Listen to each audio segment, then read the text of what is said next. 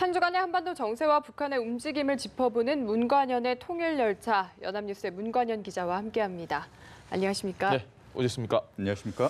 네, 어제 이 판문점 공동경비구역 JSA 비무장화 세부 조치를 협의를 했습니다. 이 지금 현재까지 협의된 사항이 어디까지인가요?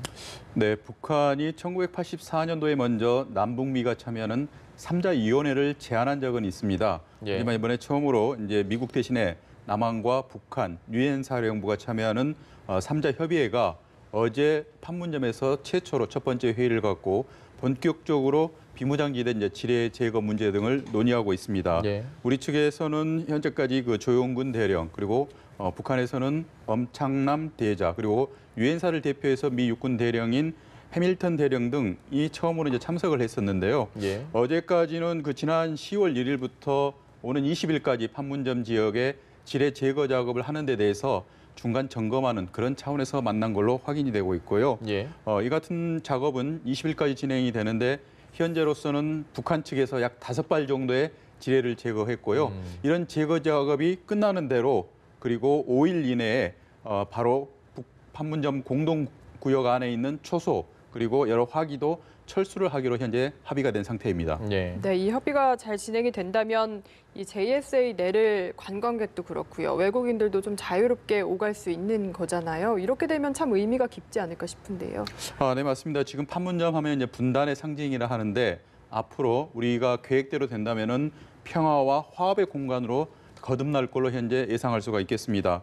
현재는 이제 판문점을 방문해 보신 분들은 알겠지만 중감이 건물을 통해서만이 북한 지역을 살짝 좀 넘어갔다 올 수 있는 게 현재 할 수 있는 전부인데요. 예. 이번 남북 또 유엔사가 마련하는 계획에 따르면은 영화에 보면 공동 경비 구역이 있는데요. 그 안에 이제 북측 지역으로 보면 판문각이 있습니다. 예. 이 판문각의 계단 앞에까지 그리고 이제 우리 남측 지역으로는 이제 평화의 집이 있는데 역시 이쪽에도 계단이 있는데요. 이 계단 앞까지 북한 측의 관광객들의 출입을 허용한다 이렇게 이제 준비를 하고 있는데 그렇게 되면 이제 오전에 서울과 평양에서 아침밥을 먹고 출발한 남북의 관광객들이 군사분계선에서 서로 만나가지고 서로 지나가면서 인사를 하고 또 만나서 기념 촬영을 하는 이런 그 역사적인 또 상황들이 연출될 것 같습니다.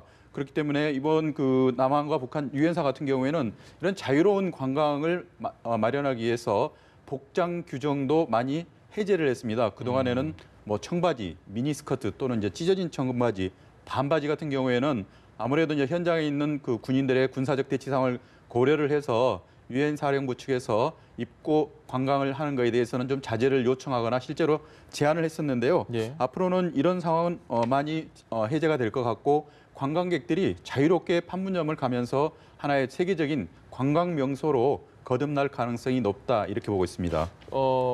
문 기자 설명대로면 남북 정상회담에서 1차 처음 남북 정상회담 할 때 문재인 대통령 김정은 위원장 만날 때 그 넘어가던 그 선, 그 네. 턱 5cm 정도 되는 그 턱을 그냥 자유롭게 북한 관광객, 우리 관광객, 뭐 미국인 다 넘나들 수 있다는 말씀인 거죠? 네, 맞습니다. 이제 말 그대로 공동 경비 구역 자체는 일정한 사각형의 형태의 구역을 남한과 북한 또는 유엔사의 군인들이 함께 지역의 공간에 제한을 두지 않고 대부분 경비를 했었는데요. 방금 말씀하신 그 남북을 가르고 있는 군사 분계선 상 위에 현재 콘크리트 턱이 있는데요. 네. 약 5cm 높이 정도. 이곳을 경계로 해서 1976년 8.18 도끼만행 사건이 발생한 이후에 북측에 이제 북한의 군인들만 그리고 이 콘크리트 턱 남측에는 우리 그 한국군과 유엔사 예. 요원들만이 이제 서로 분리를 한 상태에서 경비를 했기 때문에 공동 경비 구역이 사실상 유명무실했던 상태인데요.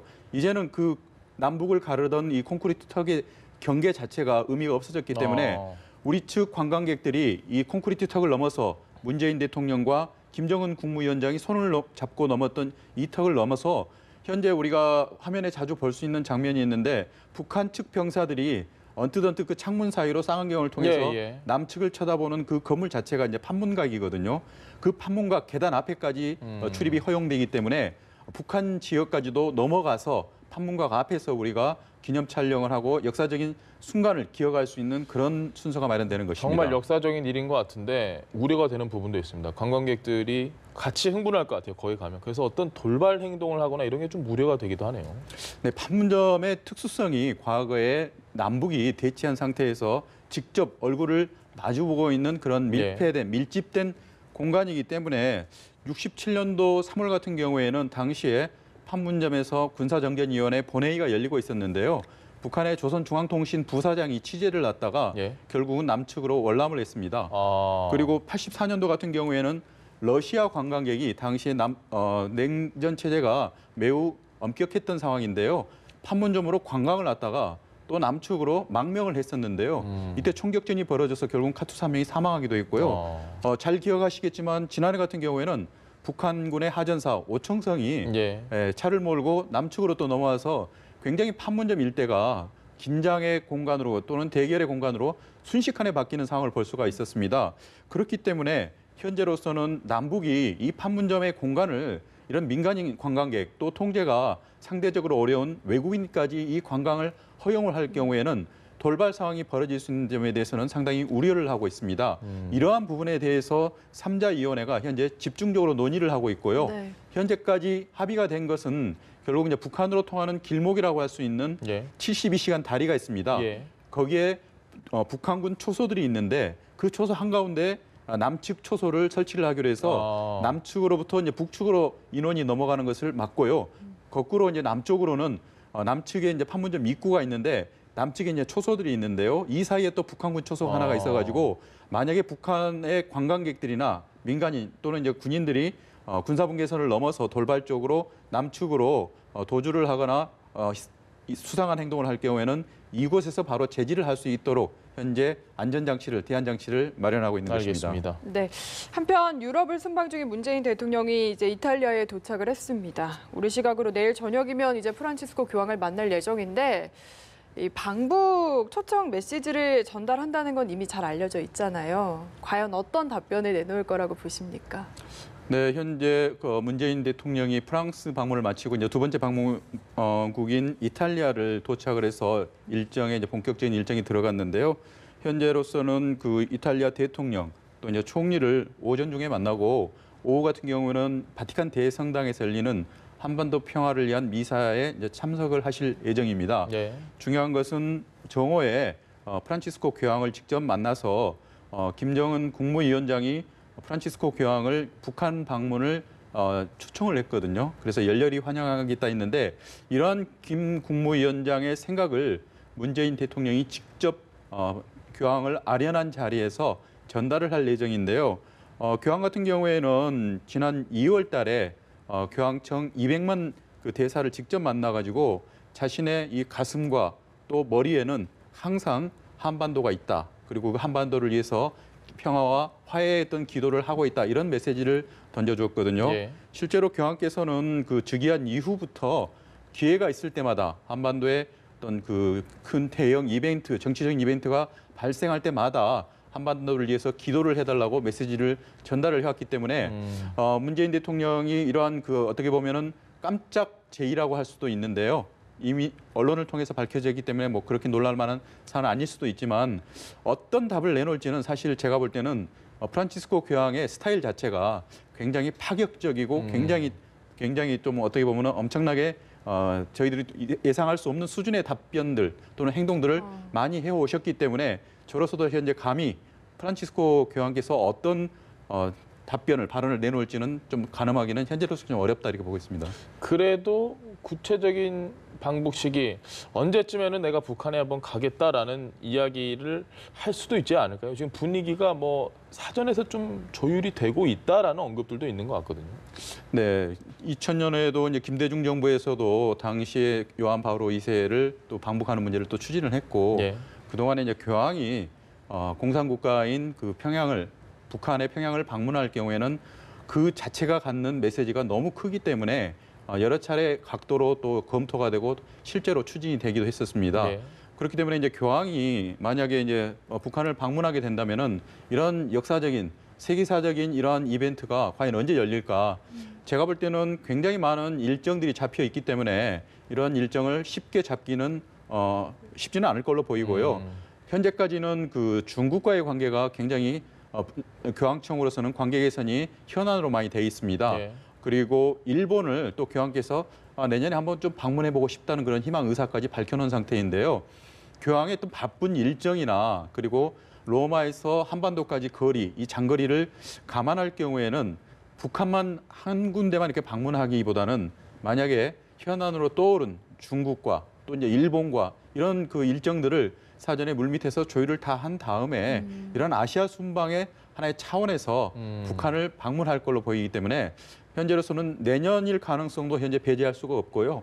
그보다도 더 우리가 파격적으로 교황께서 정말 북한의 한반도 평화가 인류에게 있어서 가장 큰 현안이고 본인이 어떤 사안보다도 더 높은 우선순위를 부여할 수가 있다면은 수시로 또는 언제든지 지금이라도 방문할 수 있지 않을까 저는 그렇게 기도하고 있습니다. 알겠습니다. 네, 어쨌든 저희도 기대를 갖고 있고 실제로 성사된다면 그야말로 대이벤트가 아닐까 싶은데 사실 북한은 종교의 자유가 허용되지 않는 나라잖아요. 만약에 실제 방북하게 된다면 좀 뭔가 북한 내에 미치는 영향도 있을 것 같고요. 좀 보시기에 어떻습니까? 네, 실제로 그 교황의 북한 방문을 이제 추진을 하려고 하면은 통상적으로는 교황이 다른 국가를 방문할 경우에는 해당 국가의 정부와 그리고 천주교 교회 측에서 공동으로 초청을 하고 결국은 이 방문을 준비를 하고 이렇게 해왔는데요. 북한에서는 김정은 국무위원장의 의지는 이미 밝혀졌기 때문에 예. 정부 차원의 의지는 확인이 됐지만 사실 북한에는 그 교회가 없거든요. 사제도 한 명이 없고 신자만 일부 있다 이렇게 알려졌기 때문에 이를 준비하는 과정도 통상적인 다른 나라에서 그동안의 교황 방문이 이루어졌던 것과는 다른 차원에서 좀 이루어질 것 같습니다. 그렇기 때문에 현재로서는 그 김희중 대주교가 이번에 문재인 대통령과 김정은 국무위원장의 백두산 그때 등반대 함께 올라가셨고요. 네. 본인이 화해와 평화의 메시지를 직접 교황에게 전달하겠다 했고 굉장히 그동안에 교황 방문 이런 논의에 있어서 굉장히 큰 역할을 해왔기 때문에 제가 개인적으로 볼 때는 천주교 특히 김희중 대주교의 이런 역할이 굉장히 중요할 것 같고 굉장히 큰 기대를 좀 해보고 있는 상태입니다. 알겠습니다. 네, 이번에는 한 주간의 노동신문 가운데 주목할 만한 소식을 짚어보는 노동신문 펼쳐보기 시간입니다. 함께 보실 텐데요. 북한에 57년 동안 달리는 기관차가 있다 이렇게 소개를 했는데 57년이면 저보다도 나이가 훨씬 많네요. 네, 이미 환갑이 다 된 건데요. 오늘 아침 그 노동신문을 펼쳐보니까 일면 가장 오른쪽 아래에 노동신문에서 소개를 했는데 북한의 기관차가 있는데요. 지금 네. 화면에 보시는 저 기관차 이름이 붉은기 1호입니다. 그러니까 57년 동안 660만 킬로미터를 무사고로 주행했다. 달리는 것도 되게 무사고네요, 경이롭지만 그 거리가 660만 킬로를 무사고로 또 운행했다는 것 자체도 굉장히 놀랄만한 예. 소식이어서 오늘 지금 소개를 하려고 가지고 나왔는데요. 예. 660만 킬로 하면은 우리가 통상적으로 지구를 한 바퀴 돈다 했을 때는 한 110여 번을 돌고도 남는 그런 아주 먼 거리인데 어떻게 이제 무사고가 됐을까도 상당히 궁금한 부분이긴 합니다. 사실 그 쿠바가 있는데요. 예. 많은 관광객들이 그 쿠바를 방문할 때 가장 선호하는 것이 올드카라 그래서요. 빨갛고 노랗고 그 원색적인 정말 50년대, 60년대 차를 수리해서 관광객들한테 제공을 하는 이 차를 되게 좋아하는데 북한 관광이 만약에 개방이 되고 본격화된다면은 이번에는 올드 트레인을 찾아서 네. 붉은기 1호를 한번 타보고 싶어하는 그럴 것 세계의 기차 매니아들이 또 찾아가지 않을까 이런 또 기대를 해보고 있습니다. 이 붉은기 1호 같은 경우에는 1961년도에 북한이 자체적인 기술로 이제 만들었었는데요. 예. 당시에 이제 북한의 이제 국산화 기술이 과연 그 전기 기관차를 만들 수가 있겠냐?